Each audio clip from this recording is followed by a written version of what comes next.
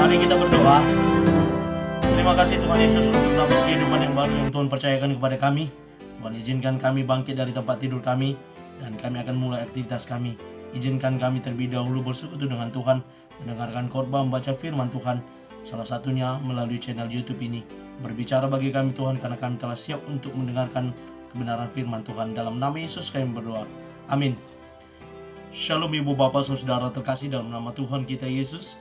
Semangat pagi. Bertemu kembali di channel Rionando Butar-Butar dalam khotbah 5 menit aja toko 5 untuk renungan harian. Renungan pada hari ini saya ambil dari kitab 1 Korintus pasal yang ketiga ayat yang ke-16. Demikian kesaksian firman Tuhan. Tidak tahukah kamu bahwa kamu adalah bait Allah dan bahwa Roh Allah diam di dalam kamu? Kita adalah bait Allah. Ibu bapak saudara terkasih dalam nama Tuhan kita Yesus. Ketika saya mempersiapkan khotbah ini, saya teringat dengan sebuah lagu sekolah minggu yang berbunyi demikian.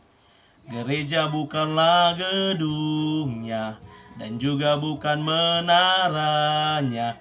Bukalah pintunya, lihat ke dalamnya. Gereja adalah orangnya. Benar ibu bapak saudara terkasih, bahwa bait Allah, bahwa gereja tidak hanya sekedar dalam bentuk menara, tidak hanya sekedar dalam bentuk ruangan gedung gereja yang ada kursi, ada mimbarnya, ada mic, ada musik, ada jendelanya dan lain sebagainya. Tetapi gereja juga adalah orangnya. Tubuh kita adalah bait di mana Roh Allah diam di dalamnya.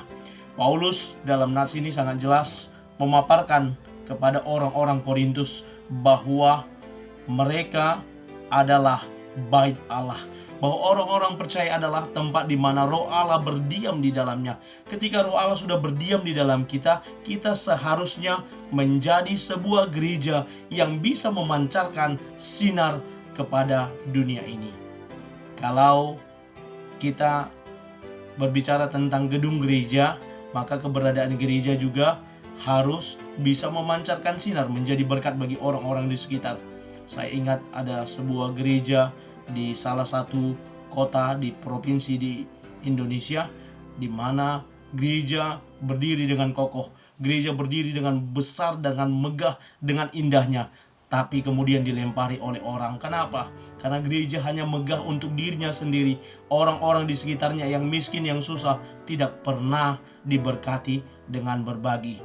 Ada kesempatan bagi kita gereja untuk bisa berbagi dengan orang lain. Salah satunya ketika Paskah, Natal, atau kegiatan lain yang diprogramkan oleh gereja untuk menjadi berkat bagi masyarakat sekitarnya. Gereja yang gedungnya megah, besar, indah, harusnya juga bisa menunjukkan keindahan itu dengan bisa berbagi bagi orang lain. Demikian pula dengan kita orang percaya, ketika Tuhan memberkati kita dengan indah melalui setiap berkat yang dititipkan kepada kita, sudah semestinya kita sebagai gereja di mana Roh Allah berdiam di dalam dirinya.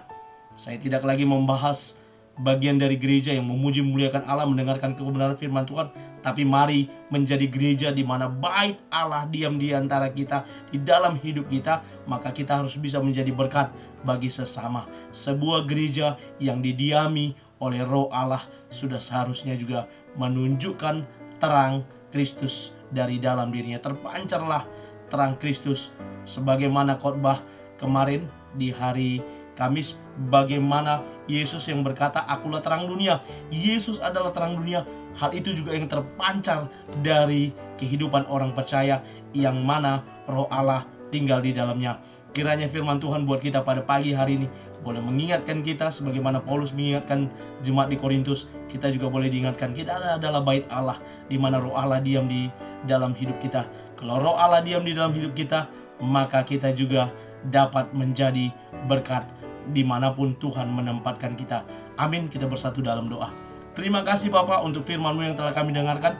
Berkati firman-Mu boleh bertumbuh dan buahnya lebat melalui cara hidup kami. Kami adalah bait-Mu Tuhan, di mana Roh-Mu tinggal di dalam hidup kami.